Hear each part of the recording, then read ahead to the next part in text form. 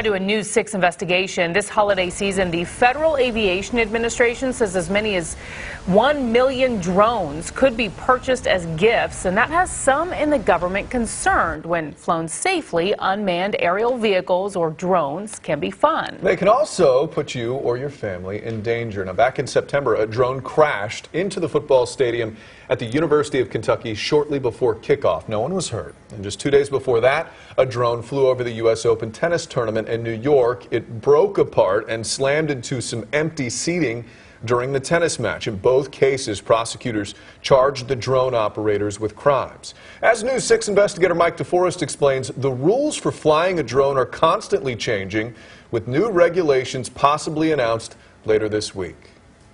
By Friday, a task force is expected to recommend that all consumer drones like this one will have to be registered with the federal government. Now, if the FAA approves it, those drone owners will have to enter some personal information into the computer and then attach an identification number somewhere on their drone. This buzzing sound could fill the skies this holiday season as thousands of new drones take flight.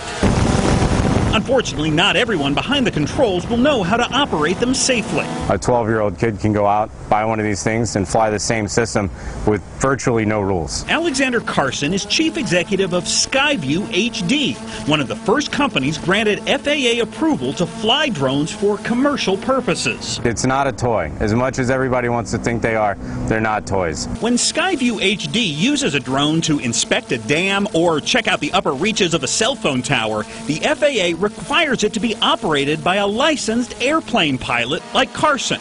And the government demands to know where the drone will be. We have to use a licensed pilot. The other side of it is we have to notify the FAA each and every time we fly. They've been notified today that this drone is going to be in the air. But the government does not hold consumer drone operators to the same rigorous standards. Flying a drone comes with a big responsibility. Instead, hobbyists must follow rules established by the Academy of Model Aeronautics, which recently published this safety announcement online. Keep your aircraft within eyesight at all times. Fly no higher than 400 feet.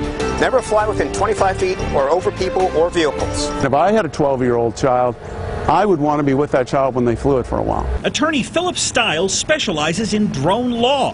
He believes consumer drones should be registered with an identification number, just as the FAA requires his commercial drones to be.